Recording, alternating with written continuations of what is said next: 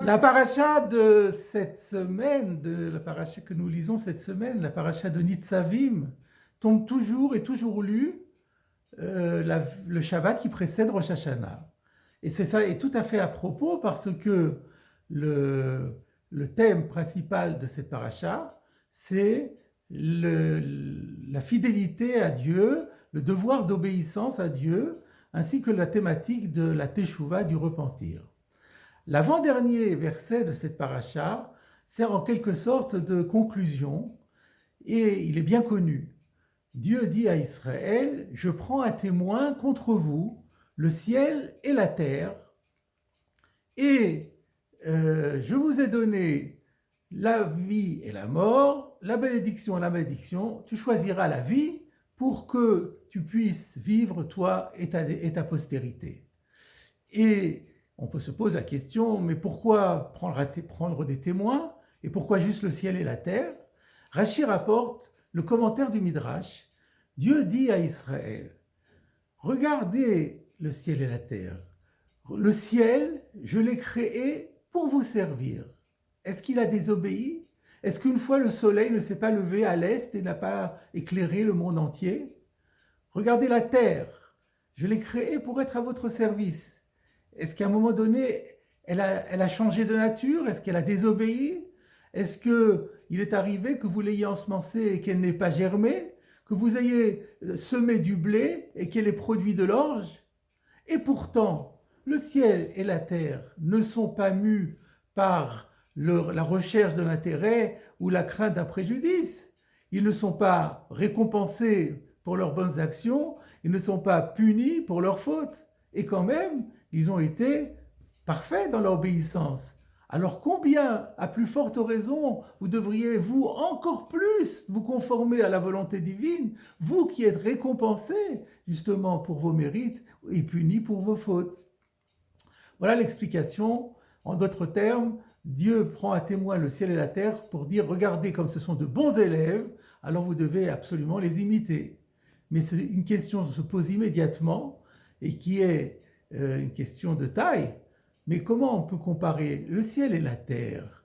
N'ont aucun libre arbitre et ils ont été programmés par Dieu pour une fonction donnée. Ils ne sont pas à même de dévier d'un moindre écart. Alors que l'homme est la seule être au monde, à part Dieu, à avoir reçu ce cadeau infiniment précieux qu'est le libre arbitre. Et donc, lui, il a la capacité de faire le mal et de ne pas obéir à Dieu. Comment on peut comparer les deux?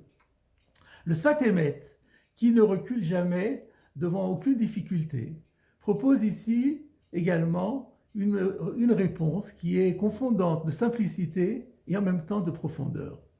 Il nous dit que l'exemple du ciel et de la terre, c'est pour nous montrer, pour nous apprendre que la nature a été créée par Dieu de telle manière à ce qu'elle fonctionne intégralement selon la volonté de Dieu, sans la moindre possibilité du moindre écart.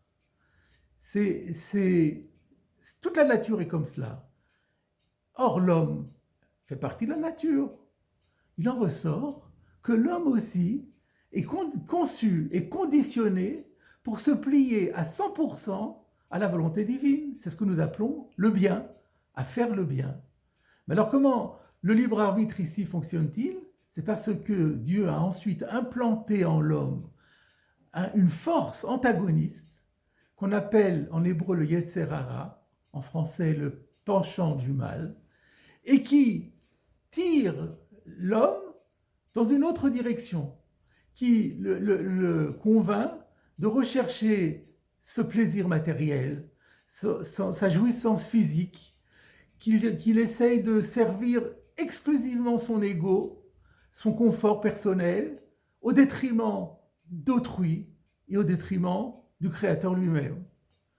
Et le rôle de l'homme, finalement, l'objectif qui doit être le sien, c'est de maîtriser ce penchant à faire le mal. Mais lorsqu'il arrive à le maîtriser et qu'il fait du bien, eh bien, il n'a pas vraiment de mérite parce que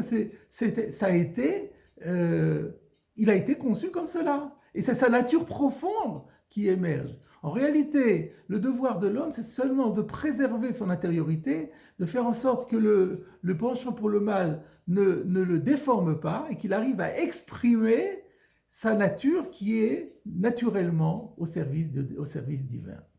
Cette leçon, nous dit le Sfat Emet, permet de comprendre un verset des psaumes, chapitre 62, verset 13, qui nous dit le Cha Hashem a chesed, à toi, Dieu, est la générosité, tu es un Dieu de générosité et de bonté, parce que tu rémunères chacun selon ses œuvres.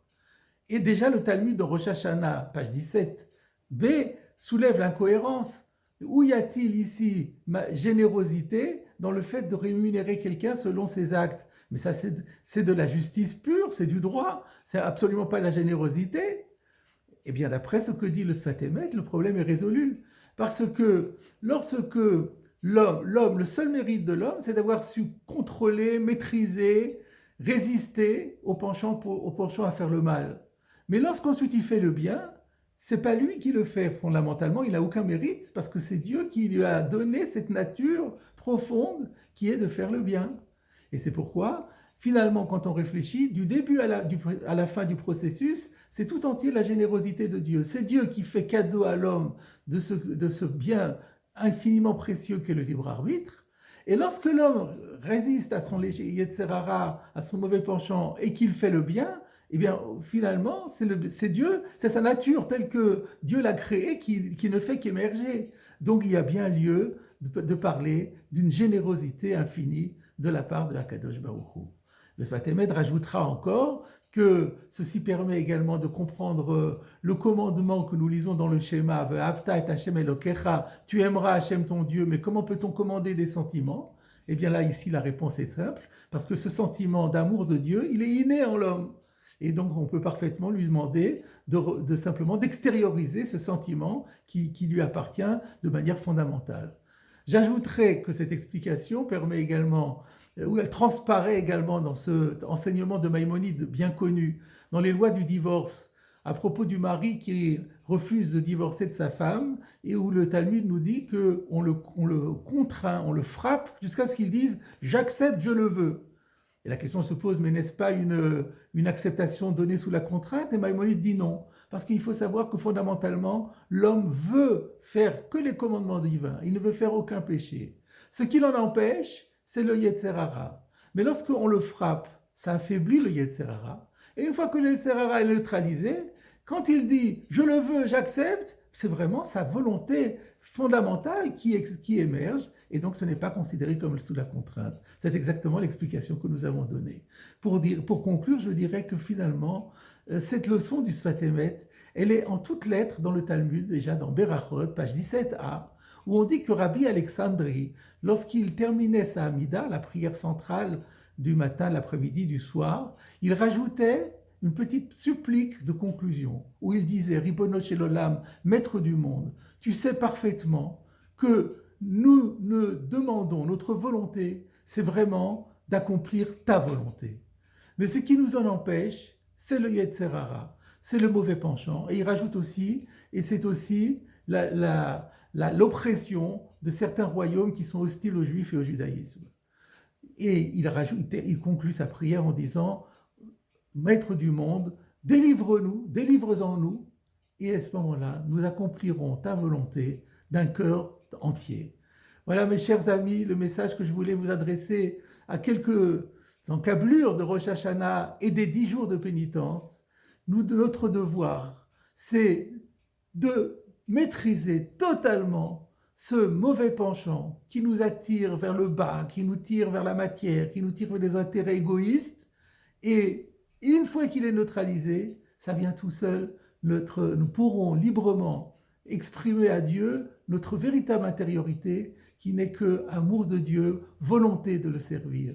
Et ceci sera pour notre plus grand bonheur et nous permettra, si Dieu veut, tous d'avoir une nouvelle année qui soit placée sous le signe du bonheur, du succès, de la réussite et de la paix. pour le monde entier.